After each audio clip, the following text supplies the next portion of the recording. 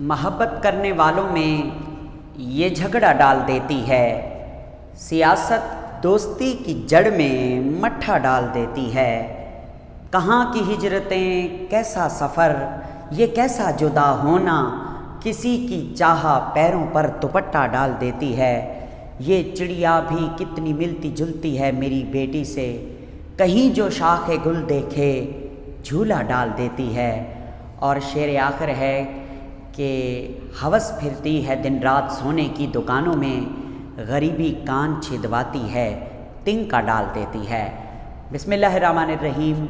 Hello दोस्तों, आज हम डिस्कस करते हैं चैप्टर नंबर 3 9th क्लास का एक नया टॉपिक जिसका नाम है मेटेलिक बॉन्ड। मेटेलिक बॉन्ड क्या होता है, आइए इसको स्टडी करते हैं। तो बेटा जानी मेटेलिक बॉन्ड क्या है। बेटे मेटेलिक बॉन्ड एक ऐसा बॉन्ड है जो मेटल के अंदर पाया जाता है। अब इसको हम कैसे समझेंगे। वो कहता है कि जो मेटल होती हैं उनकी प्रॉपर्टीज़ आयनिक कंपाउंड और कोवेलेंट कंपाउंड से मुख्तलिफ होती हैं, जो इस बात का प्रूव हैं कि मेटल में जो बॉन्ड है वो आयनिक और कोवेलेंट बॉन्ड के मुकाबले में कोई और किस्म का बॉन्ड है, कोई नया बॉन्ड है। तो उस बॉन्ड को हम समझेंगे, बट उससे पहले हम डिस्कस करेंगे प्रॉपर्टीज़ ऑफ मेटल, मेटल की खसूसियात, मेटल की प्रॉपर्टीज़। तो मेटल की जो प्रॉपर्टीज़ हैं उनमें सबसे पहली प्रॉपर्टी ये है कि मेटल्स के अंदर जो है वो मेटेलिक लस्टर होता है। मैं लिखता हूँ आपके सामने, मेटल्स शो मेटेलिक लस्टर। ये लस्टर किसे कहते हैं? लस्टर का मतलब होता है चमक। मेटल्स में चमक होती है। चांदी की अंगूठी को देखें तो वो बड़ी चमक रही होती है। गोल्ड और भी ज़्यादा चमकीला होता है, क्योंकि मेटल्स में एक प्रॉपर्टी है कि वो चमक देती हैं, वो लश्कारे देती हैं, जिसे लस्टर कहा जाता है। मेटेलिक लस्टर, मेटल की चमक। और उसके बाद नेक्स्ट दूसरे नंबर पे they have very high melting point and boiling point. Metals का जो बॉइलिंग और मेल्टिंग पॉइंट है वो बहुत हाई होता है।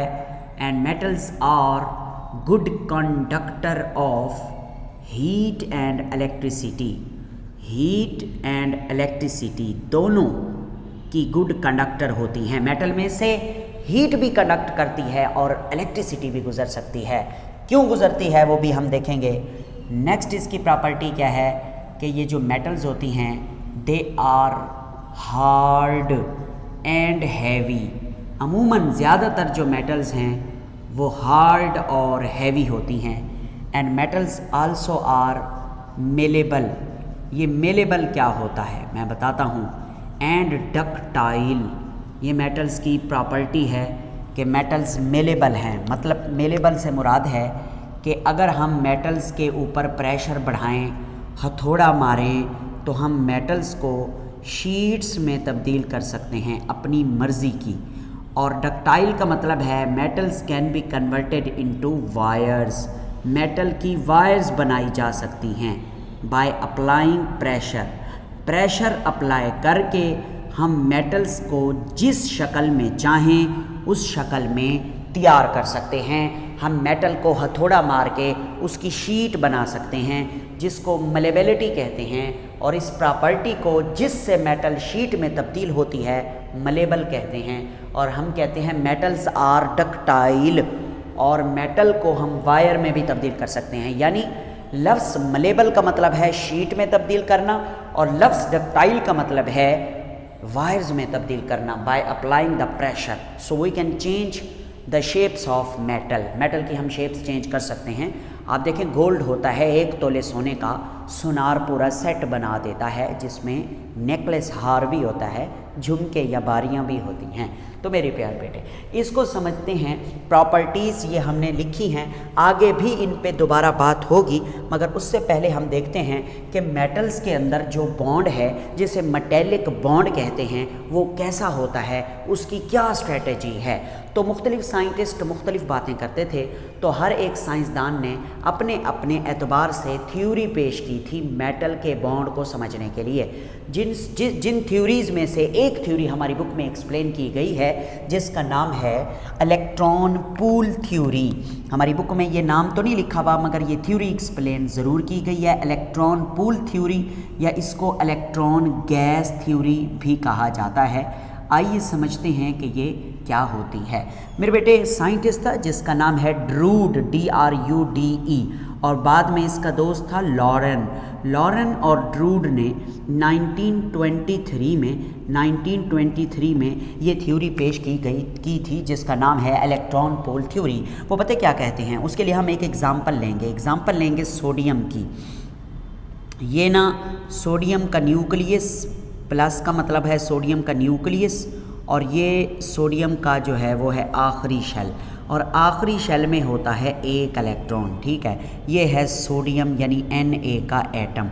अच्छा, पहले शेल में 2, दूसरे में 8 और आखिरी में 1 इलेक्ट्रॉन होता है। ये हम पहले भी पिछले टॉपिक्स में पढ़ चुके हैं कि सोडियम के आखिरी शेल में 1 इलेक्ट्रॉन होता है। अब सुनिएगा, सोडियम जो है वो मेटल है। जो मेटल्स होती हैं ना, मेटल्स, उनकी आयोनाइजेशन एनर्जी लो होती है। अब ये आयोनाइजेशन एनर्जी क्या वाला है मैं आपको समझाता हूँ। ये देखें, ये मेटल है ना, सॉरी यहाँ पे बनाता हूँ, ये मेटल का एटम है, पहला शेल है, ये दूसरा शेल है और ये आखिरी शेल है। तो आखिरी शेल में 1 इलेक्ट्रॉन है और न्यूक्लियस पे पॉजिटिव चार्ज है। न्यूक्लियस और आखिरी शेल के दरमियान एक फोर्स ऑफ अट्रैक्शन होती है। न्यूक्लियस और आखिरी शेल का इलेक्ट्रॉन एक दूसरे के दरमियान एक फोर्स ऑफ अट्रैक्शन रखते हैं मेरे बेटे। अच्छा, अब हम चाहते हैं कि ये इलेक्ट्रॉन बाहर निकला है, तो इस इलेक्ट्रॉन को बाहर निकालने के लिए इस बांड को तोड़ना होगा। तो इस बांड को दी जाने वाली जो एनर्जी है उसे नाम देते हैं आयोनाइजेशन एनर्जी।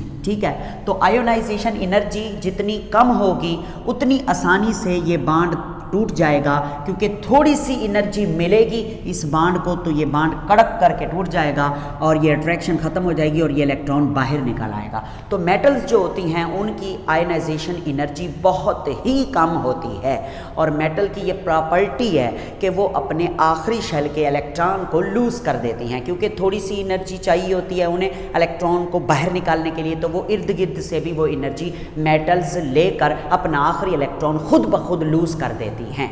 मेटल्स जो होती हैं उनका साइज़ बड़ा होता है एटम का।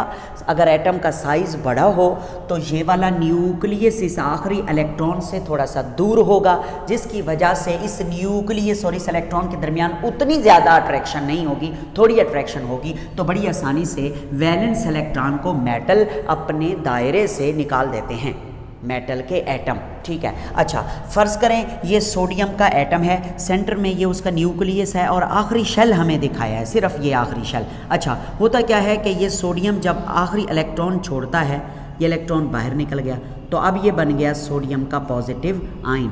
ये इलेक्ट्रॉन बाहर आ गया, इलेक्ट्रॉन यहाँ आ गया। मैं इस इलेक्ट्रॉन को यूँ ज़ाहिर करता हूँ, ये देखें इलेक्ट्रॉन, ये नेगेटिव चार्ज है, और ये अब क्या है, ये एटम था। ठीक है, एटम था, और एटम के आखिरी शेल में से जब इलेक्ट्रॉन बाहर निकल गया तो ये एटम बन गया पॉजिटिव आयन। इसको कहते हैं कैट आयन। क्या कहते हैं? Cation. जिसके ऊपर पॉजिटिव चार्ज होता है उसे बोलते हैं कैट आयन। किसी भी एटम के आखिरी शेल से अगर एक इलेक्ट्रॉन निकल जाए तो उस एटम के ऊपर पॉजिटिव चार्ज आ जाता है, उसको हम कैट आयन कहते हैं। पॉजिटिव चार्ज क्यों आता है? क्योंकि इलेक्ट्रॉन निकल जाता है। तो ये बात जहन में रखें। मैं इसे यूँ भी लिख सकता हूँ कि Na का एक एटम है, जब इसमें से एक इलेक्ट्रॉन निकलता है तो Na के ऊपर पॉजिटिव चार्ज आ जाता है और वो इलेक्ट्रॉन ये है। ठीक हो गया। अच्छा, अब ये Na पॉजिटिव है और ये इलेक्ट्रॉन है। अब आप इधर देखिएगा, ये सोडियम का एटम था, उसने एक इलेक्ट्रॉन लूज़ किया और वो आयन बन गया। इलेक्ट्रॉन ये है, आयन ये बना और ये इलेक्ट्रॉन है। ये एटम ने इलेक्ट्रॉन लूज़ किया, आयन बना, ये इलेक्ट्रॉन है, ये आयन है, ये इलेक्ट्रॉन है। तो ऐसे ही ये जो ब्लैक कलर के बड़े हैं ये सोडियम के आयन हैं जिन्हें कैट आयन कहते हैं, और ये जो छोटे छोटे गोल हमने बनाए हुए हैं जिनके ऊपर नेगेटिव चार्ज आ रहा है ये इलेक्ट्रॉन्स हैं। अच्छा, अब क्या हुआ कि एक सोडियम के एटम ने एक इलेक्ट्रॉन लूज़ किया तो वो पॉजिटिव आयन बन गया, दूसरे ने दूसरा इलेक्ट्रॉन लूज़ किया, मतलब इस एटम ने अपना इलेक्ट्रॉन लूज़ किया, इसने अपना इलेक्ट्रॉन लूज़ किया, इसने अपना, तो एक एक इलेक्ट्रॉन लूज़ किया गया। तो अब आप ये देखें, ऐसा लगता है जैसे ना ये पॉजिटिव, मतलब साइंटिस्ट कहते हैं, ड्रूट कहता है कि ये नेगेटिव जो इलेक्ट्रॉन हैं, ऐसा लगता है ये इलेक्ट्रॉन का तालाब है, इलेक्ट्रॉन का समंदर है, इलेक्ट्रॉन गैस है, यानी ऐसा है इलेक्ट्रॉन जैसे गैस के पार्टिकल होते हैं ना बहुत सारे, वैसे ये बहुत सारे इलेक्ट्रॉन हैं और इन इलेक्ट्रॉन में ये पॉजिटिव आयन सब मर्ज्ड हैं, डूबे हुए हैं, तैर रहे हैं। सब मर्ज्ड का मतलब होता है तैरना, ठीक है। तो ये जो है इलेक्ट्रॉन जो है इसके अंदर सब मर्ज्ड हैं। अच्छा, बल्कि इलेक्ट्रॉन नहीं, पॉजिटिव चार्ज वाले जो आयन हैं वो इस तरह तैर रहे हैं, ठीक है। कैसे, किसके अंदर तैर रहे हैं? इलेक्ट्रॉन्स के तालाब में पॉजिटिव चार्ज तैर रहे हैं। अच्छा, फिर देखना, फिर वो कहता है क्योंकि इस इलेक्ट्रॉन पे नेगेटिव चार्ज है और इस पे पॉजिटिव चार्ज है, तो पॉजिटिव और नेगेटिव के दरमियान एक अट्रैक्शन डेवलप होती है। ये अट्रैक्शन, ये देखें, ये अट्रैक्शन, अच्छा ये अट्रैक्शन, इस अट्रैक्शन को कहते हैं मेटेलिक बॉन्ड। अब वो कहता है ये ज़रूरी नहीं है कि जिस एटम ने अपना इलेक्ट्रॉन बाहर निकाला उसी इलेक्ट्रॉन और उस पॉजिटिव के दरमियान अट्रैक्शन होगी। नो, ये इलेक्ट्रॉन चल के इधर भी आ सकता है, इस जगह पे, हाँ, और इस एटम के आयन के साथ भी, यानी इस आयन के साथ भी इसका बॉन्ड डेवलप हो सकता है, अट्रैक्शन डेवलप हो सकती है। फिर ये वाला इस इधर से अगर निकला था तो इसकी अट्रैक्शन इसके साथ भी होती है, इसके साथ भी होती है, इसके साथ भी हो सकती है, इसके साथ भी हो सकती है। तो ये बात बिल्कुल भी इस तरह नहीं है कि जो एटम जो इलेक्ट्रॉन लूज़ करेगा अट्रैक्शन उसी के साथ बनेगी, ये बात दुरुस्त नहीं है। किसी भी आयन के साथ अट्रैक्शन हो सकती है, कहीं भी ये इलेक्ट्रॉन चल के जा सकते हैं, इसलिए इनको मोबाइल इलेक्ट्रॉन कहते हैं, फ्री इलेक्ट्रॉन कहते हैं। अब मेटेलिक बॉन्ड क्या होता है? मेटेलिक बॉन्ड होता है इस नेगेटिव इलेक्ट्रॉन और इन पॉजिटिव आयन्स के दरमियान जो अट्रैक्शन होती है उसे मेटेलिक बॉन्ड कहते हैं। तो इसकी मैंने डेफिनेशन लिखी हुई है, a type of chemical bond which have positively charged ions bound together by the mobile electron। ये वाला पॉजिटिव आयन है, ये वाला पॉजिटिव आयन है, ठीक है। ये वाला पॉजिटिव आयन है, ये वाला पॉजिटिव आयन है, ये दोनों पॉजिटिव आयन आपस में जुड़े हुए हैं। कैसे जुड़े हुए हैं, कैसे बंधे हुए हैं?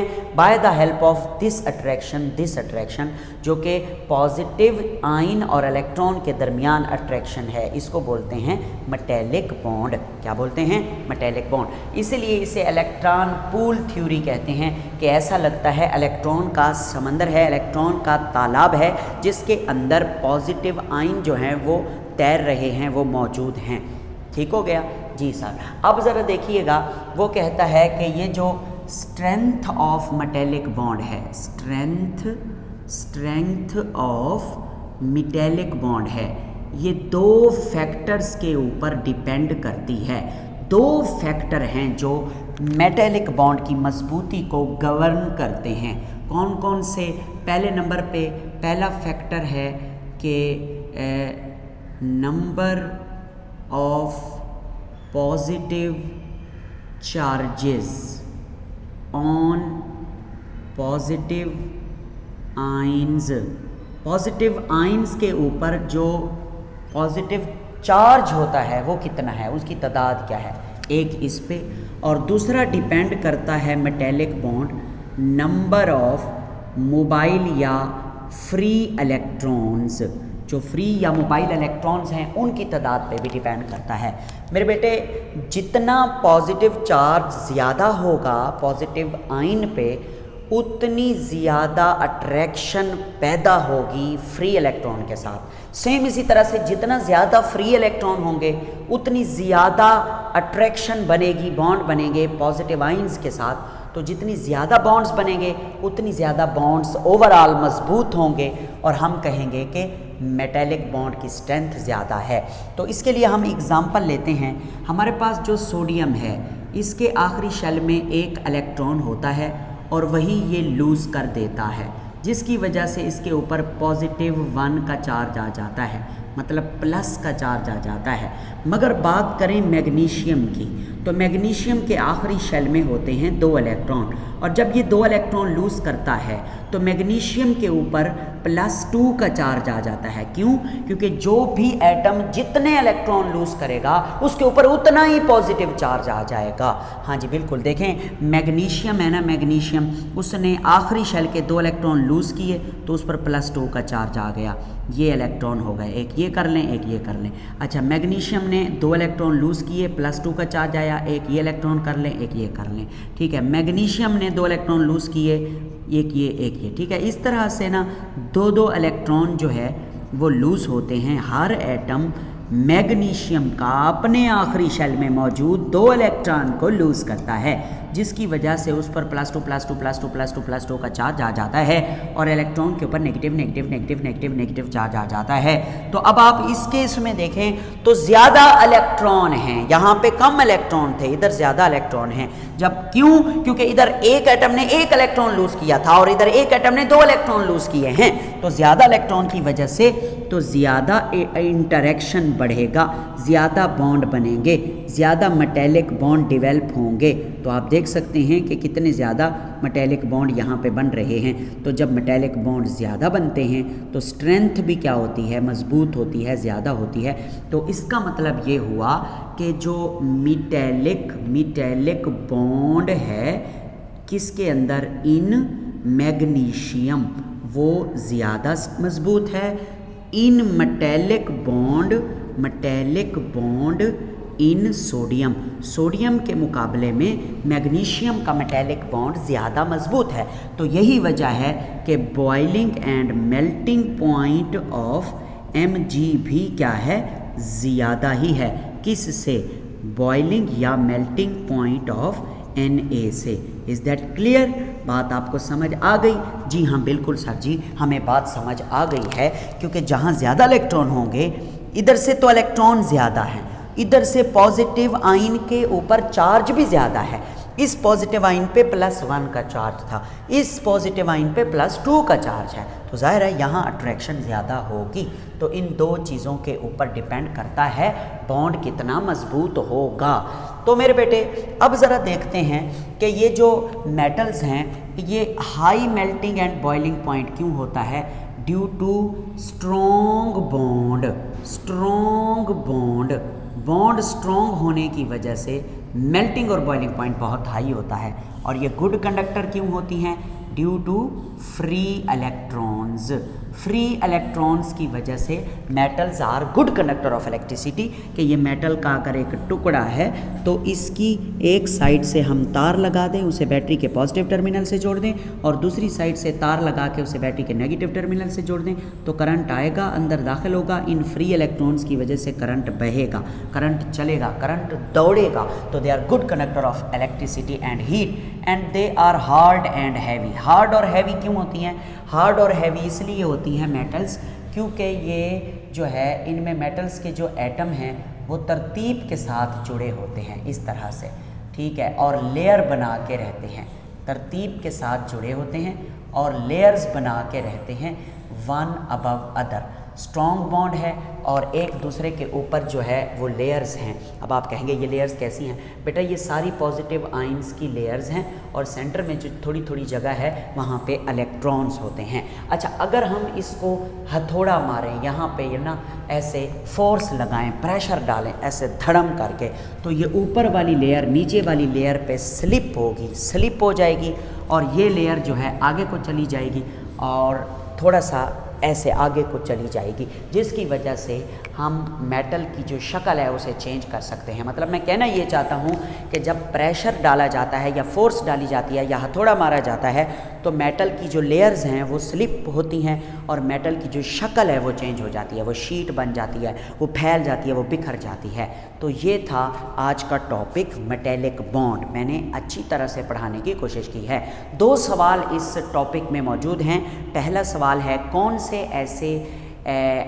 ऐसे एटम्स हैं जो मेटेलिक बॉन्ड बनाते हैं। तो आप कहेंगे मेटल्स के एटम मेटेलिक बॉन्ड बनाते हैं, तो आपको इसका आंसर इस टॉपिक के शुरू में 3-4 पहली लाइनों में मिल जाएगा कि मेटल के जो एटम हैं जिनकी आयनाइजेशन एनर्जी बहुत लो है, जो कि बहुत बड़ा साइज़ रखते हैं और बड़ी आसानी से इलेक्ट्रॉन लूज़ कर देते हैं। तो जो इलेक्ट्रॉन लूज़ करते हैं वो मेटल्स होती हैं, और मेटल के साथ आयंस की मदद से और इलेक्ट्रॉन्स की मदद से जो बॉन्ड डेवलप करता है उसे मेटेलिक बॉन्ड कहते हैं। ठीक है, और यहाँ पे एक बात और भी डिस्कस हुई थी कि एक सोडियम के गिर्द जो है वो तकरीबन जो है वो 8 और आयन होते हैं। ये एक आयन है, इसके गिर्द वो कहता है 8 आयन, 1 2 3 4 5 6 7 8, 1 2 3 4 5 6 7 8, एक आयन के गिर्द 8 सोडियम के आयन होते हैं और वो आपस में फ्री इलेक्ट्रॉन्स के ज़रिए जुड़े होते हैं। अच्छा, दूसरा क्वेश्चन है comparison of metallic bond and ionic bond. तो आप बिल्कुल कंपैरिजन कर सकते हैं कि आयोनिक बॉन्ड में एक एटम इलेक्ट्रॉन लूज़ करता है, दूसरा एटम गेन करता है, उनके दरमियान पॉजिटिव और नेगेटिव चार्ज बनते हैं, आयंस बनते हैं, उनके दरमियान फोर्स ऑफ अट्रैक्शन होती है। और मेटेलिक बॉन्ड में आप बताएंगे कि मेटल्स जब अपने आखिरी इलेक्ट्रॉन लूज़ कर देते हैं तो उन इलेक्ट्रॉन्स और जो आयन हैं उनके दरमियान जो अट्रैक्शन होती है उसे नाम देते हैं मेटेलिक बॉन्ड। और यही कुछ है जिसको आपने कंपैरिजन में लिखना होता है, क्योंकि शॉर्ट क्वेश्चन है, डेफिनेशन लिख के एग्जाम्पल लिख दें। ठीक है मेरे बेटे, थैंक यू वेरी मच।